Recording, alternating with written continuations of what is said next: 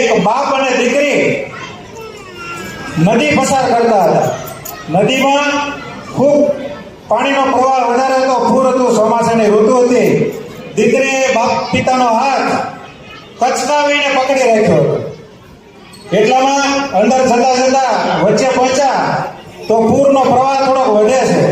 એટલે અચાનક દીકરી એના પિતાને કહે છે કે પપ્પા, તમે મારો હાથ પકડી લો. ત્યારે એના પિતાજી એવું કહે છે કે ભાઈ, હાથ હું પકડું કે હાથ તું પકડે, બંને સરખું જ છે. પણ દીકરી કહે છે ના પપ્પા, ફરક છે. કારણ કે જો હું હાથ પકડી રાખીશ અને જો તેજ પાણીનો પ્રવાહ આવશે તો કદાચ મારાથી હાથ છૂટી જશે. પણ મારા પિતાએ તમે મારો હાથ પકડેલો હશે તો ગમે એટલો પૂર આવે, ગમે એટલો પ્રવાહ આવે, તમારા જીવના જોખમે પણ તમે મારો હાથ નહીં મૂકો.